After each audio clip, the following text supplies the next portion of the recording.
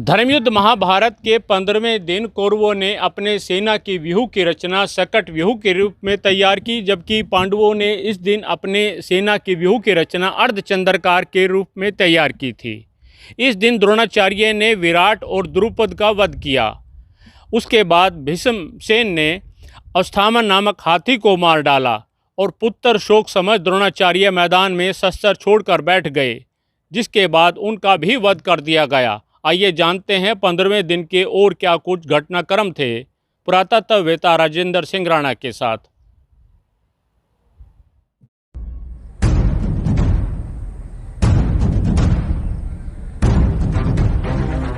कुरुक्षेत्र की इस युद्ध भूमि में तुम्हारा स्वागत है।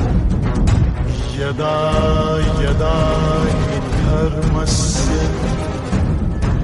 ग्लानिर्भवति भारत अभ्युत्थानम् अधर्मस्य तदात्मानं सृजाम्यहम् परित्राणाय साधूनां।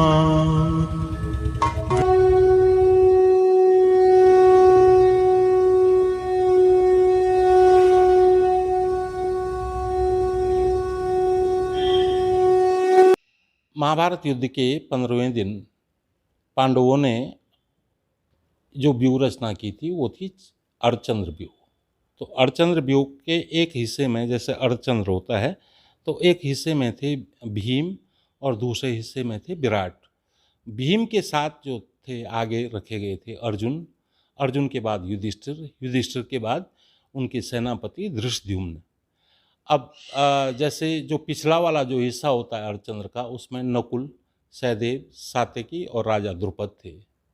अब इस व्यूह की काट के लिए कौरवों ने जो व्यूह बनाया था वो सकट व्यूह था। सकट व्यूह के मध्य स्थान में स्वयं आगे द्रोणाचार्य थे। द्रोणाचार्य के दाएं थे कृपाचार्य और उनके दाएं कृतवर्मा। कृतवर्मा के दाएं थे चित्रसेन।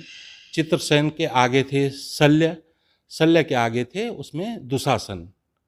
अब बाएं में द्रोणाचार्य ने अपने बेटे अश्वत्थामा को रखा था। अश्वत्थामा के साथ थे कर्ण और कर्ण के साथ थे शकुनी। तो ये इनका कौरवों का व्यूह था, सकट व्यूह। अब इस दिन की जो शुरुआत होती है कि प्रातःकाल द्रोण ने पांडवों पे आक्रमण कर दिया और भगवान कृष्ण ने कहा अर्जुन से कि देखो तुम कौरव सेना को एक तरफ रखो, अपनी बाईं तरफ रखो, ऐसा मार्ग बनाओ और तुम्हारी दाईं तरफ आ जाएंगे द्रोणाचार्य। तो उस दिन शुरू में ही द्रोण और अर्जुन का भयंकर युद्ध हो जाता है। तो उसी समय क्या होता है कि जब इनका युद्ध चल ही रहा था तो अर्जुन आगे बढ़ जाते हैं द्रोणाचार्य से युद्ध करने के बाद। तो द्रोणाचार्य से युद्ध करने के लिए आते हैं राजा विराट और द्रुपद। तो द्रुपद तो उनके बाल सखा भी थे लेकिन इतने ही बड़े शत्रु थे। तो जब ये दोनों लोग विराट और द्रुपद द्रोणाचार्य से युद्ध कर रहे थे तो द्रोणाचार्य ने क्या किया कि द्रुपद के 3 पोते थे, तीनों पोतों को मार डाला। इनको मारने के बाद फिर उन्होंने अपने भाले के प्रहार से पहले विराट को और फिर राजा द्रुपद को मारा।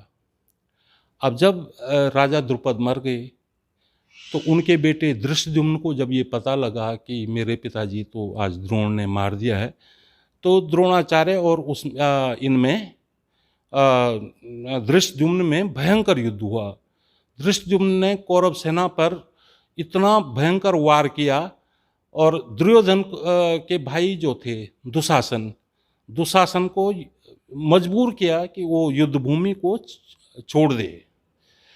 अब जब इधर द्रोणाचार्य किसी से नहीं संभल रहे थे तो भगवान श्री कृष्ण ने उसी समय अर्जुन से कहा कि देखो कि जब तक द्रोणाचार्य के हाथ में धनुष है तब तक इनको कोई जीत नहीं सकता है और इनको युद्ध से जब तक पांडव लोग विरत नहीं करते हैं तब तक द्रोणाचार्य का मारा जाना संभव नहीं है।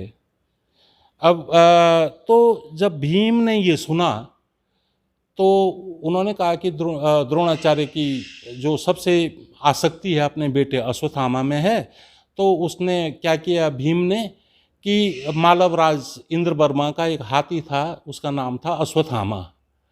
तो अश्वत्थामा को मार करके और पूरे कौरव सेना में ये कर दिया कि अश्वत्थामा मारा गया मारा गया।